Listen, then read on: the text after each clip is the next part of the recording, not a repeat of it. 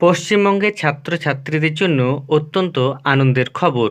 পশ্চিমবঙ্গ সরকারের তরফ থেকে ছাত্রছাত্রীদের অ্যাকাউন্টে 10,000 টাকা করে দেওয়ার প্রক্রিয়া শুরু হচ্ছে।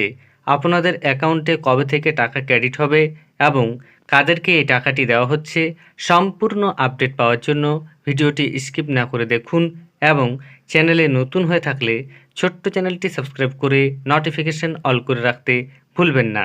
দেখুন এ বিষয়ে প্রতিবেদনে কি বলা হয়েছে। তরুণের স্বপ্ন প্রকল্পে নিয়ম বদলালো পশ্চিমবঙ্গ সরকার।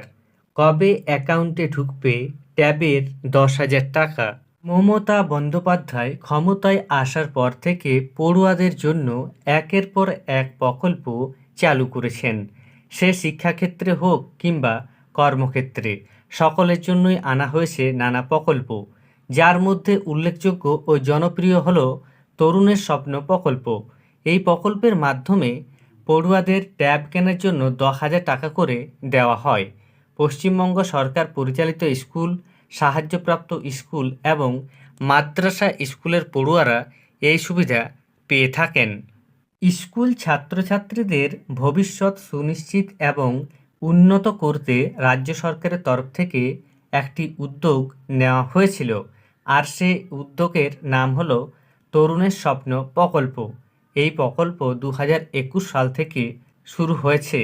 তারপর থেকে প্রতি বছর দ্বাদশ শ্রেণীর ছাত্রছাত্রীদের ট্যাব বা স্মার্টফোন কেনার জন্য 10,000 টাকা করে দেওয়া হয়। তবে এবার এই প্রকল্পে আরও বড় উদ্যোগ নেওয়া হলো। এখন থেকে শুধু দ্বাদশ নয়, একাদশ শ্রেণীর ছাত্রছাত্রীদেরকেও ট্যাব বা স্মার্টফোন দেওয়া হবে বলে ঘোষণা করেন রাজ্যের অর্থমন্ত্রী চন্দ্রিমা ভট্টাচার্য। রাজ্যের বাজেট ঘোষণার সময় চন্দ্রিমা ভট্টাচার্য বলেন, এইবার থেকে একাদশ শ্রেণীতেই তরুণের স্বপ্ন প্রকল্পের 10,000 টাকা করে দেওয়া হবে।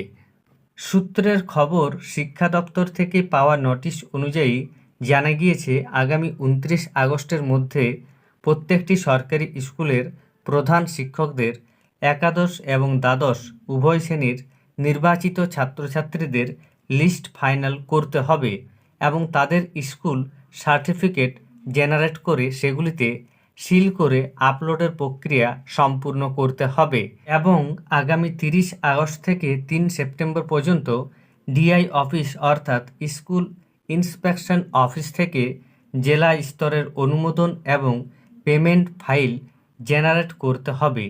তবে সেক্ষেত্রে কোনো ছাত্রছাত্রীর যদি কাগজপত্রের ভুল বা ত্রুটি ধরা পড়ে, তাহলে সেই সার্টিফিকেট বাতিল করে দেওয়া হবে এবং সেগুলি আবার স্কুলের কাছে ফেরত দেওয়া হবে। কবে মিলবে টাকা?